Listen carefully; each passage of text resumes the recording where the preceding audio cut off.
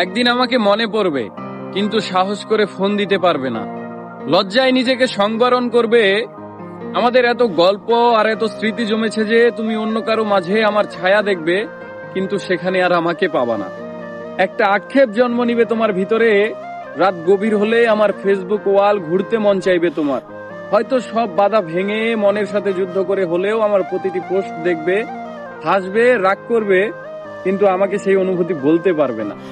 এর চেয়ে আর বড় কষ্টের কি হতে পারে বলো? কোনো এক ভোরে কিংবা গভীর রাতে ঘুম ভেঙে ফোন চেক করে দেখবে আমার কোনো টেক্সট আছে কিনা।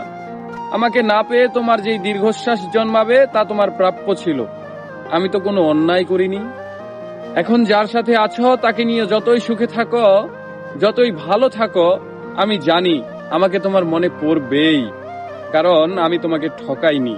তার সাথে কাটানো প্রতিটি সুখময় মুহূর্তে আমি থাকবো তোমার মস্তিষ্কের একটা কোণে।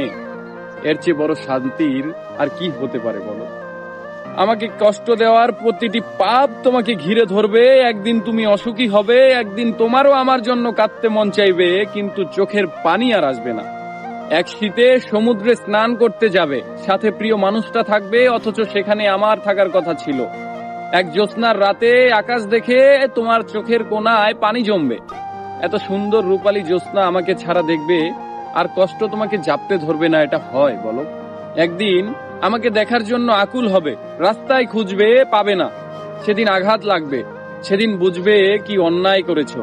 একদিন বুঝবে ভালো একটা সম্পর্ক শেষ করে কেউ ভালো থাকে না। একদিন বুঝবে কথা দিয়ে কথা না রাখাটাও একটা অন্যায়। সেদিন চাইলেও আর নিজেকে ভালো রাখতে পারবে না। কিন্তু একদিন আসবে, সেই দিন আমি আর তোমার মাঝে সুখ খুঁজবো না।